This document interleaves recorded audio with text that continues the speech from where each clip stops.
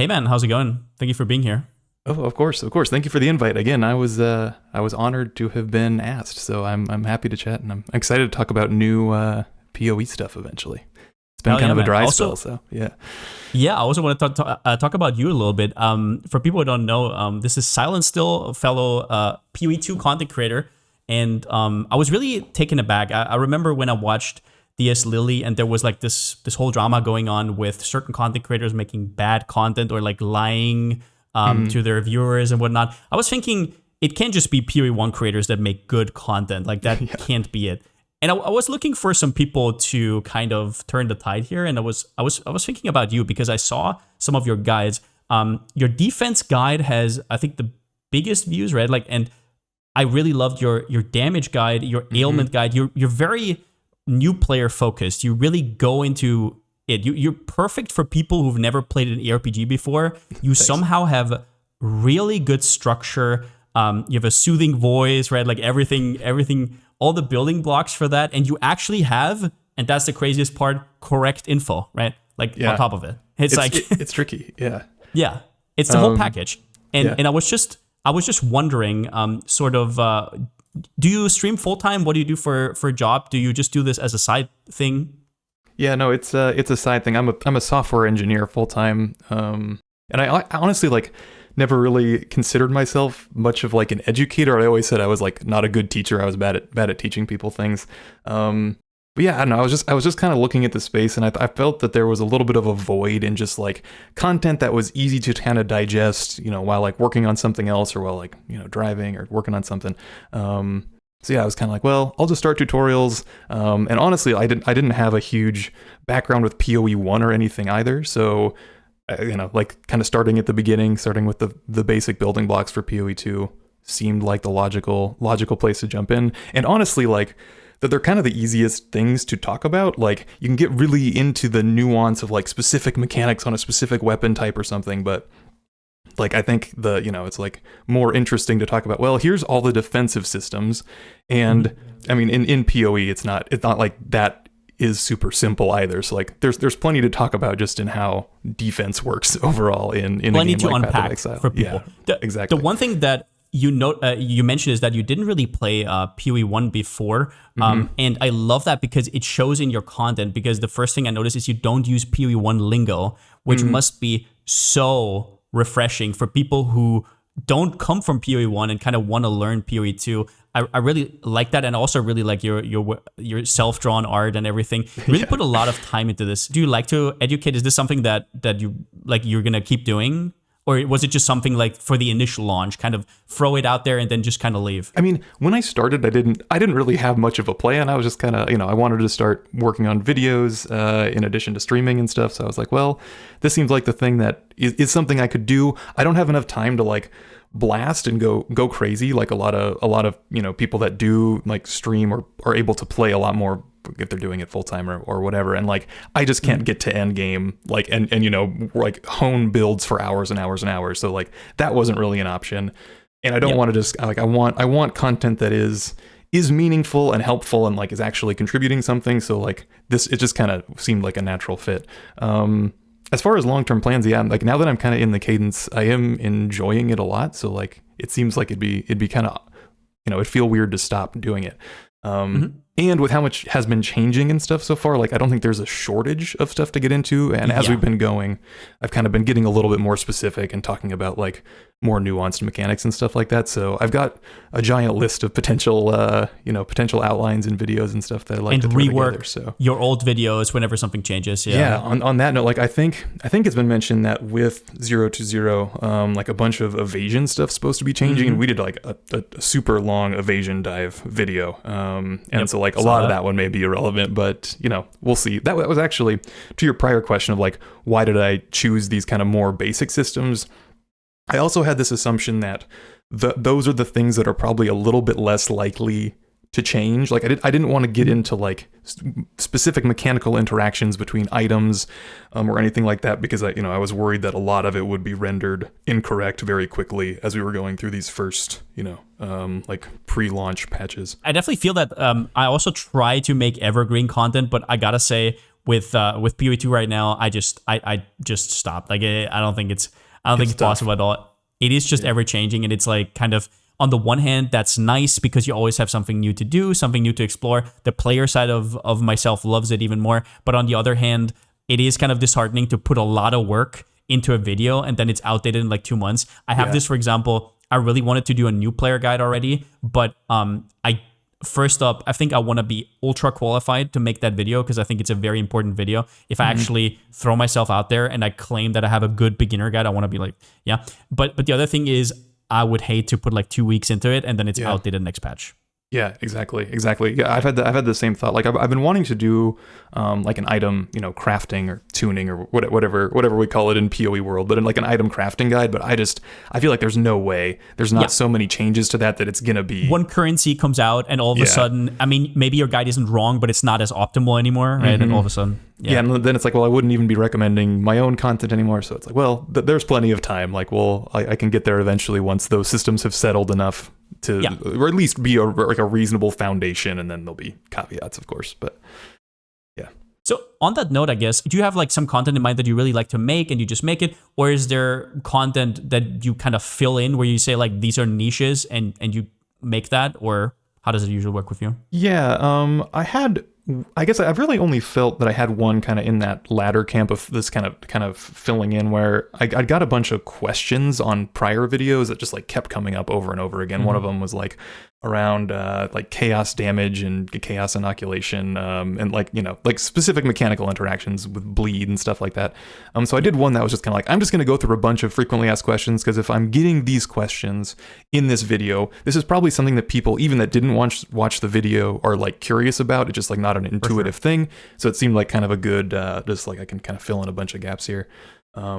Yeah, it's kind of just stuff. It's stuff that occurs to me as like, well, this is something that, like, I didn't know. If I'm learning a new aRPG and kind of building up my knowledge, this is how I typically do it. Like, I care about dealing damage first and then not dying, and then like now I'm doing a crit build, for example. So I'm gonna like figure out crits in particular. So yeah, again, like I don't have like much of a grand plan. It's kind of just this seems like the thing that's in the zeitgeist right now, or is like a gap in people's knowledge. And this is something I often say where people say, like new player content should be made by somebody who has like 10,000 hours in something or whatever, because they really know, right? They know how to distill it to the very atom, right? And make it digestible and whatnot. But on the other hand, a lot of these mechanics, if you know math, you know what's going on, right? Like you have a little bit of game sense. You know math, you know what's going on. So yeah.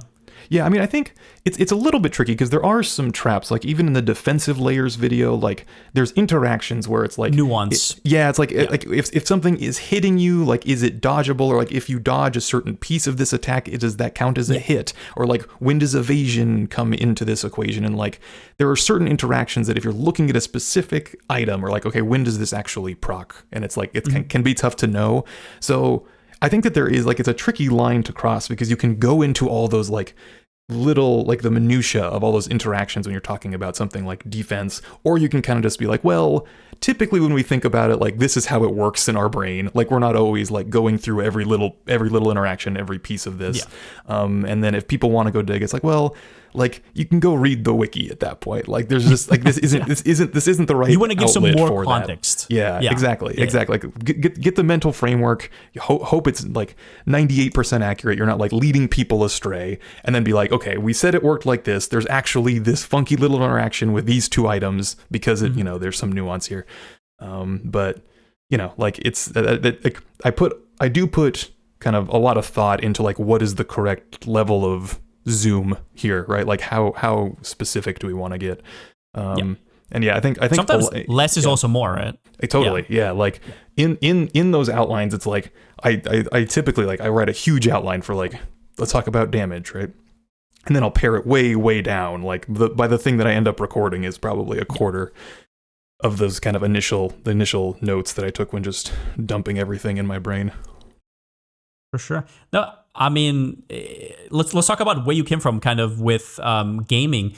So I saw your first videos were about last Epoch, actually. Were you kind of one of those people who didn't really jive with PoE1, didn't really jive with Diablo 3, and you were kind of waiting for something new, and then last Epoch came along? Or how did it work? Yeah, my background was originally like, I've always been a little bit more of like an MMO guy. I like number go up games. So like I like looter shooters and MMOs, and then aRPGs eventually. And I think kind of the MMO space has been so barren for so long. It was kind of like, well, like what else can kind of scratch that itch? So yeah, aRPGs did it. I played D3 a fair amount, but it was not exactly what I was looking for, I guess, just to make a long story short.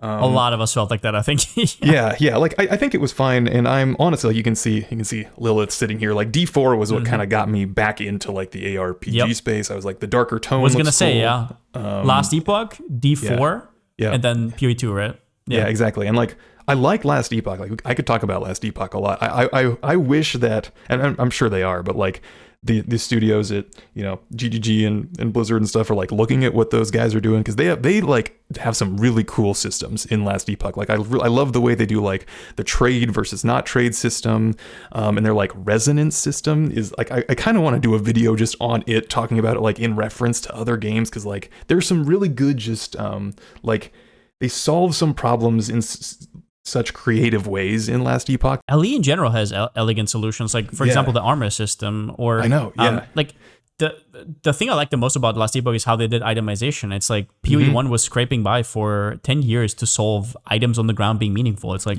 here's exalted items. It's like, you just don't get it while crafting. It's like, well, you can't get everything while crafting, right? Like, guess what? Yeah. I think all of it, like, and again, they're I don't remember what it's called, but the trade mode versus like the solo mode. It's like the Merchants Guild and something else. But anyway, like it just, you can tell it's like a labor of love by aRPG players in the same way that like PoE is, like if we're being honest. You're actually right. This is something I said before, where it's like, did you play since early alpha, like 2019, 2020, or when did you start roundabout with release? Yeah, around release. Yeah, like I don't think I played early much.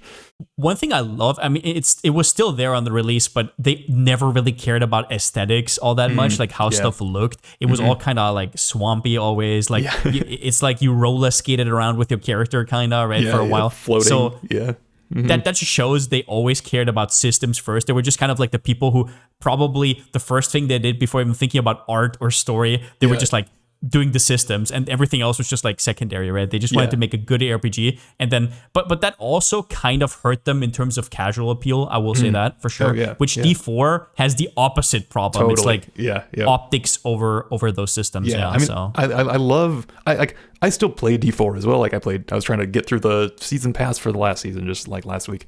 But yeah, like I think D4 is, I think they did a pretty good job with the vibe. They kept saying they were gonna like make it darker, feel like D2 and stuff a little bit more, and it like I don't know, it does. I think the story's pretty potent, and just it's Blizzard. They're good at aesthetics. I think they walked that line very well. Last Epoch, you can tell it's like they're kind of it's a little bit more nebulous. There's not as consistent an art direction, even with what they have. It's kind of just like all over the place. But again, that like scratches the software engineer part of my mind like so satisfyingly. It's just like, ooh yeah, like this is such a cool, like the just even like the combat mechanics and the way that damage and resistance and shields and stuff work in that game. They try more stuff. Yeah, like they try way more stuff than the D4 devs, for example. They actually take risks. So you gotta. And it's hard. I mean, I don't want to make this like too meta a discussion, but it's tricky if you're Blizzard. Like, there's so much more riding on their shoulders. Like, it's scary. It's a huge machine. It's harder for them to like change things. Like, they can't just be like, oh, we push out a patch that broke it and the servers were down, and like, oh, whatever. It's like, it's not the same. Here's the thing. I'll say it like this. I understand it. I empathize with it, but at the same time, I didn't like make the company like it is, right? Like I didn't make it as profit driven. So obviously it's not the devs' faults, but at the same time, it's still the same outcome. So you can have empathy and at the same time say it's a shitty outcome, right? Oh, for sure. Yeah, you can like, I understand, but I don't play Diablo. Like, and I don't want to get us too into PoE, but like, man, like once I played PoE2, especially with like WASD, I was just like, this is a different thing now. Like this, like it kind of trying to go back to Last Epoch or even Diablo, it just feels so much clunkier after the fluidity of PoE2. On that note, that's a good segue. How did you get from Last Epoch and D4 into PoE2? Was it literally just, were you already waiting for PoE2, or was it something where you heard about it and you just kind of jumped in? Yeah, I mean, I played PoE1 a little bit, and my ear had been to the ground. I felt like PoE2 was kind of one of those things that like, we'd been seeing trailers for a long time, or like it'd been talked about for so long, and it was on the back burner for me like for a long time. I wasn't really like hyped for it. But then when we were seeing more gameplay, and I think like even just in watching it, you could see the fluidity in like combat and movement, like you're like strafing or walking backwards like while shooting, and like moving sideways, and positioning just felt so much more important. The monk in the trailer, I remember seeing the monk in the trailer, and it was like he was like spinning the quarterstaff, and with WASD, and so I was like, oh my god, what is this? Yeah, I guess I am genuinely curious. Do you know how, like, where along in the development process they kind of bolted WASD onto PoE2? Was that like original, like in the design, or was that a little bit later? I think they talked about it in ExileCon 2023. It was definitely not before, because there was nothing to be seen about it in 2019. So it happened somewhere in between. And I think Jonathan in one of the interviews said that at some point people kind of started talking about it, and then it just kind of became a thing, and then they knew they had to make it work, kind of. Yeah. I just remember seeing where Jonathan said in videos that half of the devs love WASD more than just playing with mouse, and I was like, that's some PR right there. And then I played it, and I'm like, no, this is really smooth. Yeah, for sure. Especially like I think it's hard, especially someone that's not like an aRPG player that's like spending hundreds of hours, like to explain how like different it feels, kind of just on a visceral level, to be able to move all the time. But it feels like you're playing a twin stick shooter, and it's like this feels like the next step in like, and maybe not everybody wants that and like wants the kind of requirement to have to always be so situationally aware, but I love it. Like I just feel like it'd be so tough to even without that. Another thing that I heard a lot, and I had this myself, is not having to press down. I mean, obviously, yes, you could already just hold down spacebar for move. I get that. But like going from having the left mouse button clicked all the time to having that on my left mouse, and having a little bit more of like a 50-50 split, my hands are loving PoE2 it's so much smoother. Yeah, for sure. Yeah, like awesome. and you don't have that thing where like if you were trying to like kind of backtrack while attacking, you're like moving your mouse like left side of the screen, right side of the screen, left. You just aim at the direction you want to shoot and like move the direction you want to move, and it's just like I don't know why this took us so long. Yeah. For anything ranged, it's godlike. For anything ranged, it's because you can actually target what you want, and for melee, it's directional. The directional thing. Yeah. Or sure. Like especially with the new stuff for like the the blocking parry system. I feel like that's just gonna be like would be so hard to do without WASD. Yeah, let's talk about your thoughts on like the good segue. Once again, perfect segues every single time. I try. It's like, I mean, we're naturals at this. Okay, so thoughts on PoE2 news, patch, everything. What was like the first thing that caught your eye? What is like, you just talked about Parry. I'm a little bit doomer about these like combos. My problem in Path of Exile 2 is always they want you to parry, they want you to block, but at the same time enemies have double the movement speed you have, and it feels like you're getting assaulted constantly. And it's like, oh, I'm supposed to think about this, think about that. Yeah, I want to make sure like parry is the correct term. I think anyone listening will have to forgive me. Like I watched that video like one time, so I may get some terms wrong here, but. Yeah, I think I have a little bit of the same fear. I just did a video over the Huntress Ascendancies, and I kind of have this same fear with the buckler moveset overall. Like it seems to be like parry is kind of its whole thing, and it seems like the spear is very tied to the buckler. Like it seems like a lot of the skills are designed to go together. We'll see. I think shield is fine as well. Just it's basically just one-handed. Which I don't think it's necessarily just buckler. Yeah, I think just in that I know that there's going to be combos that like if the enemy is staggered from the buckler parry, then like there'll be stuff that like extra triggers. Damage. Yeah, exactly, all that stuff. So maybe there'll be like I don't know yet. Again, I'm not super far into the speculation. But yeah, my fear is similar in that like. I think there already can be a lot going on, and if it's like you have this block parry bar that you're like kind of the player's like stun bar is filling right as you're getting hit now, and you have this like hard stun. It looked longer than like the stuns that we get currently as a player when we kind of get overwhelmed, and I'm scared that that's just going to be too punishing, like to kind of make this like the thing to pin your build to, especially like if you're playing hardcore or something. Just like having something that can happen that causes you not to be able to move for a couple seconds is just like. It's wild. Yeah, like that's pretty scary.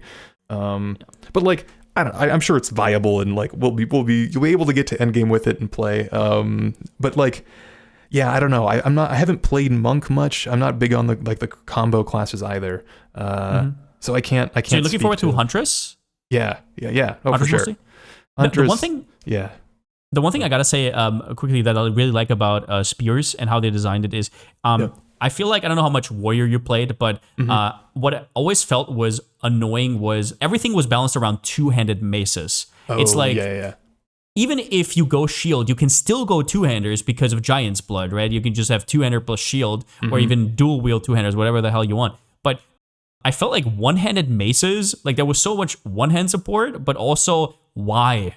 Just go Giant's Blood, go two-hander. But with Spears, that is a one-handed only, right? So you have shields in mind and you have one-handers in mind. So you're going to use completely different nodes on the tree. You're going to use completely different ways of scaling. So it's actually going to be different in a sense. It's not just, even if it's melee, it's going to be different. Yeah, oh yeah, for sure. Like I'm pretty confident that Spear will play differently than anything else, even just like based on the footage that we've seen. It kind of looks like what I liked a lot about like the Rogue in D4. Like I like classes where you have a lot of mobility and like positioning is very Dashes. important. Yeah, exactly. Like that, and I think that paired with the WASD stuff that we were just talking about, like it could be pretty cool. Like I'm very excited to play it just because it's going to be the novel thing, and I like highly mobile classes. So that's why Huntress I think is the top. The new ascendancy for the Witch, whatever it's called. I'm excited for like the kind of the summoner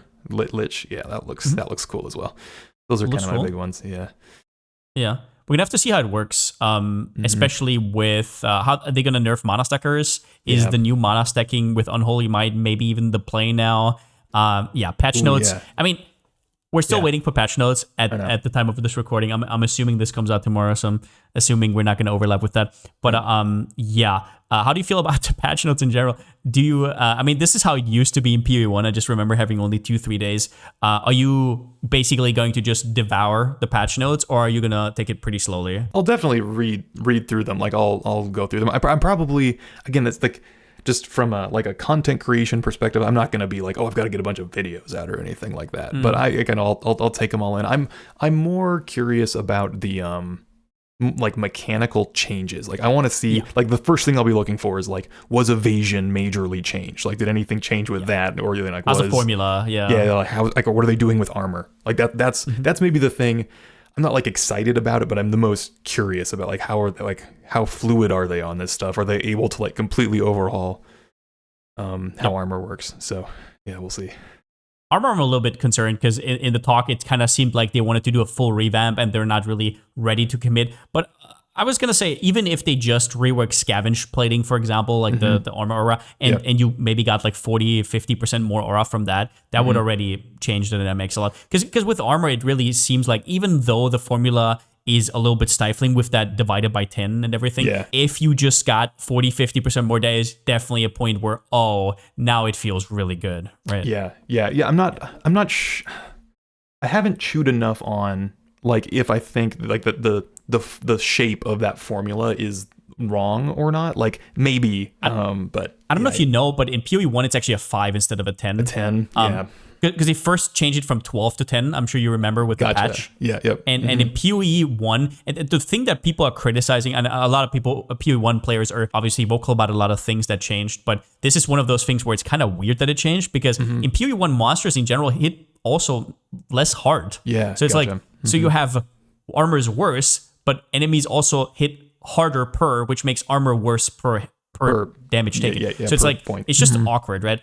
And I wonder if they want to do something else. Like that's why I noticed Last Epoch, for example, has a really good armor formula with it also working for elemental. So you would have this full spectrum of defense built into armor that you have, for example, with Energy Shield, because you just get a huge hit pool. It's kind of awkward, right? Like even if what we just talked about happens and they buff armor, you still need something against LE damage unless you're that new warrior ascendancy and you get max risk. But then you're tied towards that ascendancy and there's not much on the tree. So yeah, those are all like, you don't have that full package like some of the other archetypes do. Yeah, it's like to make armor work right now, you basically have to sacrifice so much, even in the current state of the game. And it looks like we may still be in that mode. And like I think that that's the big problem. Like ES can kind of just come along for the ride, right? And it's like you kind of just get it like out of the gate. Maybe you hit a couple passives that like, you know, really give you that, and you use Grim Feast, I think that's what it's called, right? Like you just send your, which is gonna be probably gone, but or on that topic, heavily nerfed.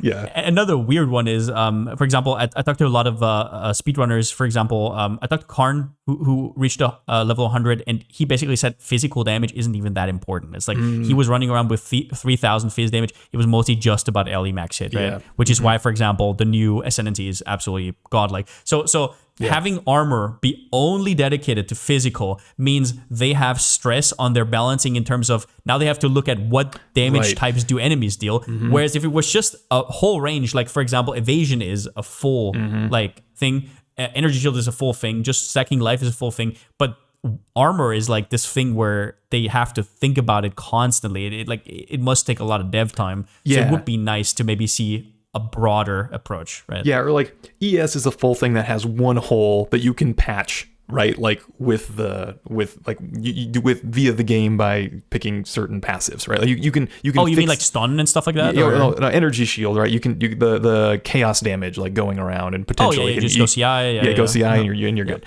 I mean, chaos damage doesn't even go through energy shield as well in PoE2. That's a PoE1 thing, right? Yeah. So There's like it's so hard to kind of bring armor up to that level, and there's not tools to do it. You could do it with like uniques or something. It feels like you shouldn't have to do that, right? Like you shouldn't need to have a certain set of uniques to make armor viable when it's like like this seems like a defensive leg that's supposed to kind of be foundational to like, you know, a third of the classes. I think armor and evasion kind of both have this problem where there isn't a ton of feedback currently. I think with evasion in particular, it's just hard. It's hard to know like how effective your current like evasion is, like how often are you evading. And I think armor suffers a little bit from the same thing. You just like you don't know how much it's mitigating. Issue. Yeah, that's more how nebulous accuracies. You're talking about enemy accuracy changing what's actually on your sheet, right? Exactly. Like exactly. That's an accuracy issue. It's an accuracy issue, and like there's just it's a feedback problem. I think like, you just don't know when your evasion is effective. Which feels bad. It's like I want to know what's going on, especially in these like very sweaty games like PoE1, PoE2, where everything is exactly documented. Having something like accuracy in there as it is currently implemented just sticks out it just sticks out. It's like, why is this here? I have the same problem with the Huntress Ascendancy, right? Like the crit scaling per accuracy. Okay, so does that take into account what you hit? Yeah. And does it calculate it before or after? Or is it just like, is it literally coded in a way where it just takes whatever's on the sheet? Right, like I have no idea. Yeah, I would assume the latter. It just is coded on the sheet, but it could be the former, where it like is taking into account. Because I guess maybe we could look at how it's worded, and that would inform us a little bit. Because it's like chance to hit versus accuracy and evasion as terms kind of tend to pull you one way or the other. But it's like I don't know. It's tricky, and those are some of like those details I was talking to before. You can get super in the weeds and like kind of lose yourself. But at some point, you want to know the answer to that, especially if it's like, do I pick this ascendancy node? Right? Like you only get 8 points. Like, is this good? And I kind of need to know the answer to this question. And that's what I love about like PoE1 and PoE2 is like there's so many variables that you can kind of do like a deduction. For example, what is an ascendancy point worth? But there's always nuance to it. There's never like an answer that an AI could give you. Yeah, and that's what I think is so interesting about these kind of games and aRPGs in general. Yeah, I mean, I think that's the game, right? Like, part of me wants to say that I think PoE2 has something going for it right now, where I think mechanically they've got a lot. Like it feels good. The way I like the symmetry too of PoE, where it's like the way that damage and evasion and all this stuff works ingoing or incoming towards your player. It's the same like sending it out, and I appreciate that. I think that there is a lot like the game is your build, et cetera, but then they also have what we were talking about before of just like it also just is I think like the best feeling aRPG to play like minute to minute. For sure. Yeah. The one thing I would criticize currently the most is the Endgame. I don't know. Did you play some PoE1 Endgame to kind of have like a comparison of? Not even. So, I bet I have 4 hours maybe in PoE1. Like I touched it and bounced. Perfect right person off. to talk to then. Yeah. Perfect person to talk to. You're a completely blank slate. How did you like the Endgame? Did you feel like there was something missing?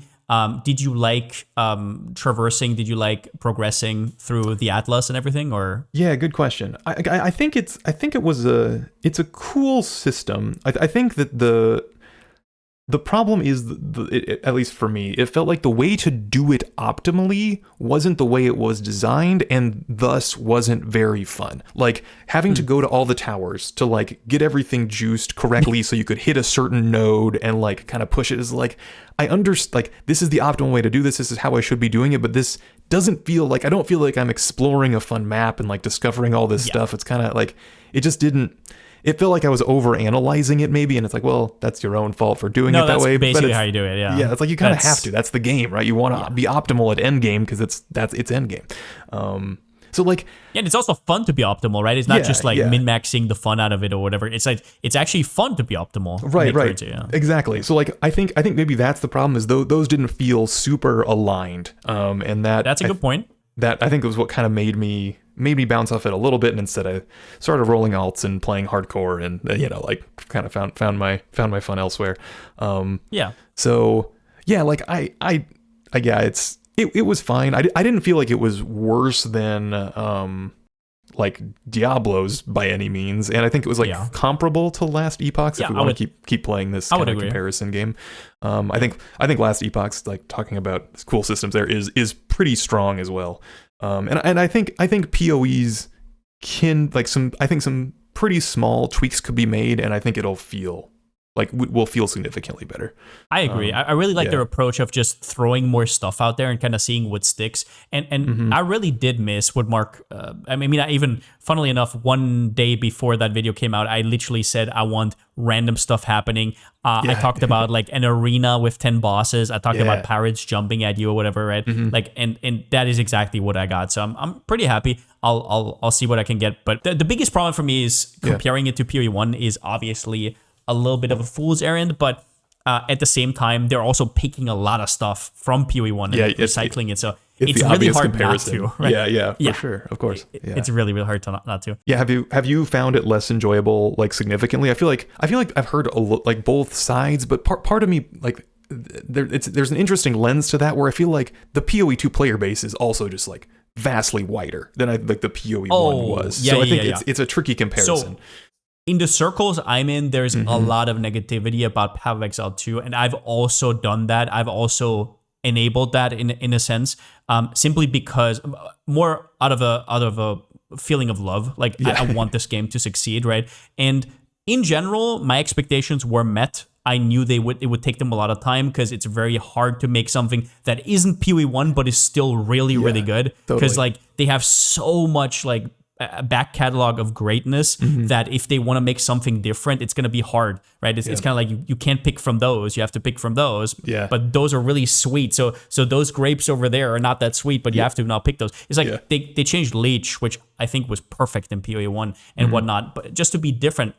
But what I was going to say is, and this is a sentiment of a lot of PoE1 players, is the end game is just not very enjoyable right now, the repetitiveness. And this is something to do with people who play a lot, right? Like, I play 10, 12 hours a day. That is, like, the friction they provide in that game, doing the same clicks over and over, that really stings out once you do that. And the repetitiveness has to kind of pay off. It has to be fun. Like you said, with the tower setups, if the most efficient thing is not fun, that's usually not a good place to be, which I had to laugh, because it's exactly how it work that as well. And so for me, it's like, I love making builds.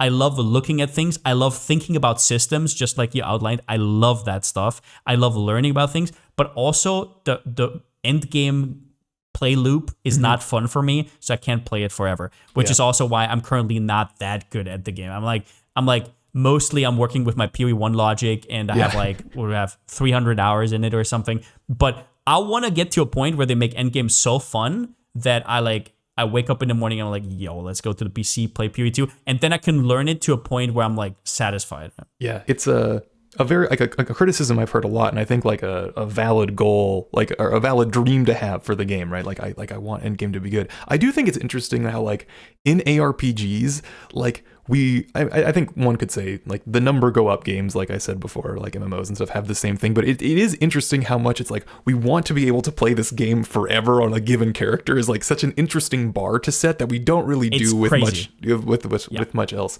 Your bar is you have people criticizing your game that it sucks who have thousands of hours in the game for free in the case of PoE1 often, and it's like that's crazy. I understand that completely. Yeah, so like I think maybe like I said I bounced off the endgame a little bit, but I guess I didn't hold that against it too much because I'm also just not like a grind one character forever person. Like I'm like, again, I've been playing hardcore and like I kind of try to do different stuff a little bit. So I'm like mastering the progression, I think, is a little bit more satisfying for me sometimes. Or like watching those like the races they just started doing, like that stuff is like so engaging. You like it? Yeah. I think that stuff's super cool to watch. Just because it's like it's an interesting way to play the game and like a skill, I guess, that we don't. It changes everything. It changes everything you think about and how you think about skills and what's cozy and what's not. It's all about what is efficient and like this huge cosmos of PoE2 gets like reduced into this like act thing, right? Yeah. And I think it's a little bit more exciting than like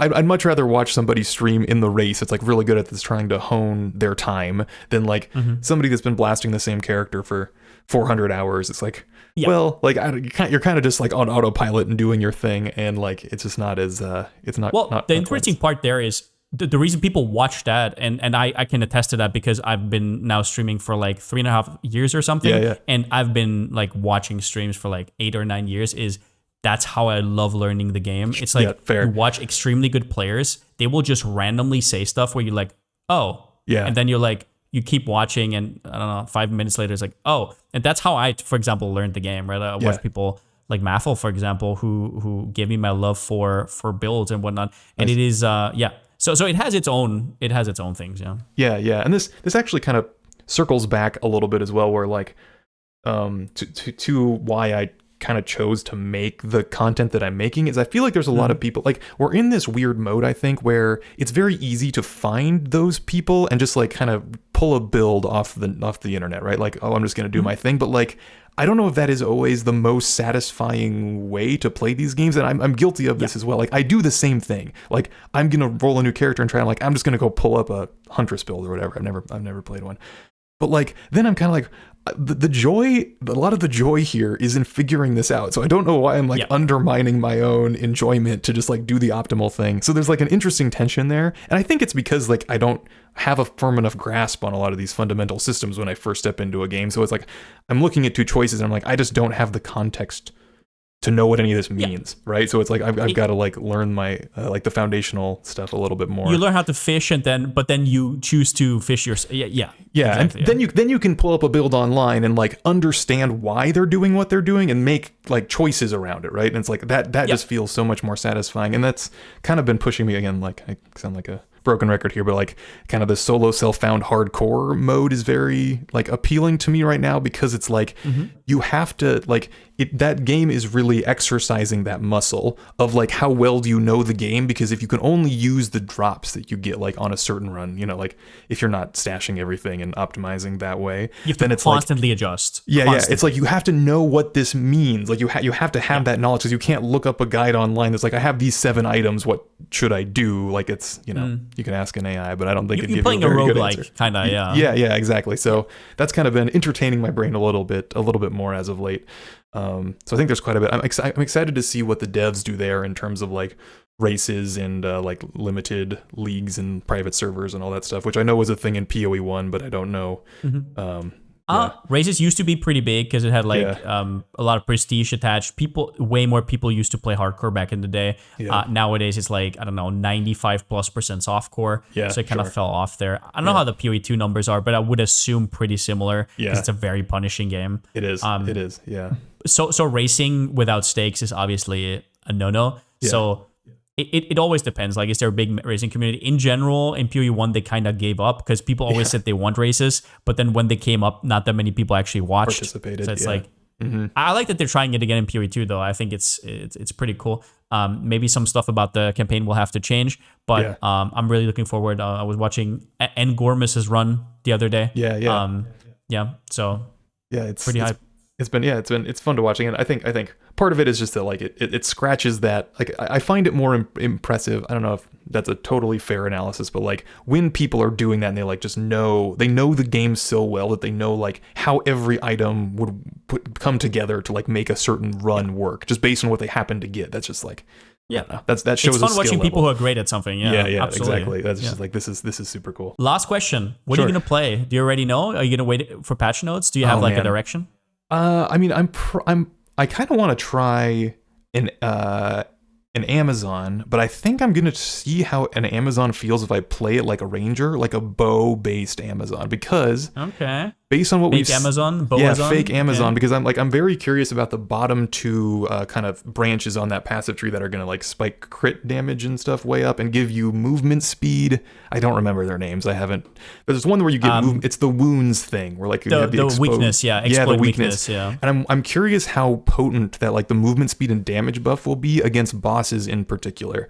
So I'm kind of have this like if you do dodge and stuff like that as well. Yeah, like a full range Amazon. Like, would you be faster than like the current kind of Huntress ascendancy options? I think it would also be interesting because if you stack quiver effect, you could actually get an absolute crap ton of accuracy for the accuracy stacking nodes on the bottom. Exactly, that's another one. And so if accuracy buffs your damage, bows are really good at giving you that, right? So it's like I think that is very intriguing to me. So I don't know, jump in with that just to kind of see how it feels. I mean, almost every single node on Amazon I could consider, right? Like playable, which I can't say for any other ascendancy, which makes it kind of interesting. But at the same time, it's a lot of question marks, right? Like what's the one called? The infusion, right? Could either be OP, could be garbage, right? Yeah. The accuracy nodes could be OP, could be garbage. The exploit are probably at least decent. Then you have the leech. You have like the evasion. So I think there's going to be something that's going to be good. Yeah. I'm a little bit more skeptical, like I said, on the kind of defensive side, like the ones that are around the shield or whatever. But yeah, I think like there is something to the Amazon where it seems like very straightforward. I would be surprised, I guess, if a lot of it is bad. Like it all feels like this will be decent. Like this will be runnable if you want that to be your build. Like I think you could make this work. I'm mostly waiting for the leech if leech is reworked or not. That's the main one I'm looking for, because one thing is recovery in this game is so hard to get. If you could figure that out with Amazon while still dealing damage on the side, that is a very efficient ascendancy then. Yeah, I think it'd be hard to do this, but I think the problem with Leech right now is that like we're so often dying to like getting hit by a ton of damage really fast. Either that's like one shot or just like rapid damage. And Life Leech is like it's just bad at that. Like it isn't a good answer to that, which tends to be the thing that kills us a lot end game. Sure, but no recovery really does anything about that. You still kind of need recovery. You could say, I'm just going to press Life Flask, but Life Flask also get worse the more life you get relatively. So that's an issue. For sure. Leech doesn't really as much, but the problem is right now leech resistant or something. I'm really hoping they're going to do something about that to get leech back. But or something in there. And I think it'd be a massive undertaking to do this, but I think right now it's like you said, recovery is so rare that you're often pitting it against like additional defensive layers. So it's like, well, I don't want to take less ES so I have more life recovery, or I don't want to take like less, and like I think that's why it doesn't get chosen a lot of the time. So yeah, we'll see. Like I'm pretty excited. And then like Ritualist, right? I think I'm getting that right. Is also exciting to me. But there's a lot more question marks there, and like it's gonna be weird. The extra rings and amulets and all that stuff's like, this is gonna probably be a very funky. end game thing with ingenuity and whatnot. That's a whole other benefit. I'm always like focusing on league start. I don't think about those things too much at the start, and then kind of think about those kind of things later. It'll be cool to see. Did I answer your question? I feel like that. I'm gonna try to make Bow Amazon. So you want to try Amazon? Boazon. Boazon, we're gonna call it Boazon. Okay. Yeah. Hell yeah, man! Thank you for coming. It was a pleasure. Like I said, I really hope you keep making content. Like I said, I absolutely love your guides, and I will definitely take pointers there. I think your approach to new player guides is great. The not using PoE1 lingo, it was definitely eye opening. Watching how you make those guides from your perspective, and kudos to you, man. Thank you so much. Thank you for inviting me, and I guess thank you for the high praise as well. Like I take that means so much, especially like I've got a lot of comments in the videos and stuff from people that are veterans, and they're still just like, oh, I played PoE1 for 1,000 hours and I still learned something. Like when I get those, like those are the best feeling comments. I'm like, oh, that feels so good. Yeah, like I love it when people say that. So my favorites are, I wanted to quit the league, but now I have to come back. That's my personal favorite. Yeah, brought somebody back into the game, brought a little joy. Yeah, no, those feel great. Exactly. Yeah, but again, thank you for inviting me. It's been a pleasure. I always love kind of digging into stuff. So hell yeah. Thank you. It was fun, man. Have a good one. Yeah, take it easy. Have a good one. See ya.